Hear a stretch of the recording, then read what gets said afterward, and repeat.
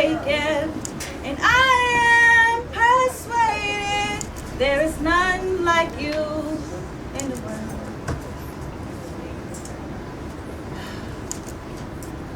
America should give all their taxes to the so-called black people. I said America should give all their taxes to the so-called black people. Many people are ignorant to who built this country.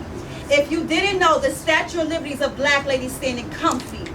How dare you label our young men thugs when their forefathers created America's economic plug? Master got rich, sitting on the porch, sipping his mug. That's like taking the credit from the bee that makes the honey. America, where's my money? Pay me what you owe me. The shadow of race dominance is growing. I'm trying to make it darker. The more light, the better. When I received the truth, my brown skin started glowing, pregnant with just knowing, malice awakening me. If America was to burn down, I would set all the non-violent criminals free. There are about 2 million black and brown faces behind cages with no key. Mentally, spiritually, economically, too many fathers and sons and daughters and brothers are missing. America admitted slavery still exists. You ain't low key. The 13th Amendment showed me, though in the darker shade in jail reminds me when my ancestor bodies were thrown overseas. Slaves are less than human beings. Taking 5 to 20 years of someone's life is an overpriced fee. For a weed tree, something that grows and heals naturally, that boosts my frequency. The same shit get from a pharmacy with the doctor's signature. The only difference is he got a degree. Something that all races do equally, but only the race in the shadows persecuted completely. I want to cut down this evil tree, take this seed out, and reverse the story. Can you see?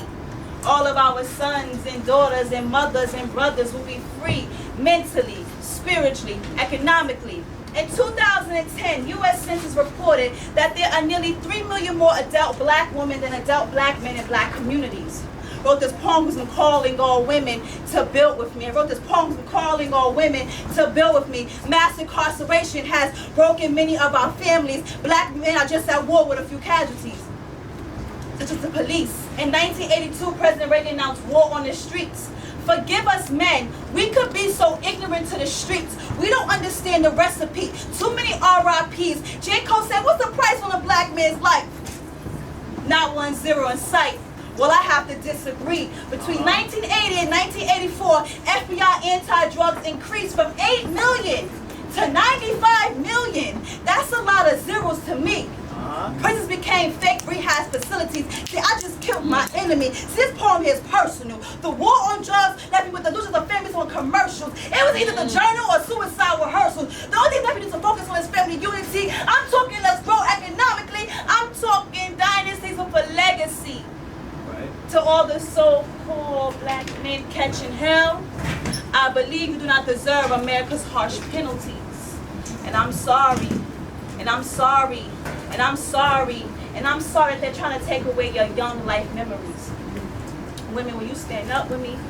Aunties and uncles and cousins, will you stand up with me? The unity of family is the only amenity. I want to free you from that cage. They will no longer lock you up with labels. They will no longer tell you to get a job and not hire you at Starbucks. They will no longer pull the trigger and we not shoot back. That's facts. Yeah.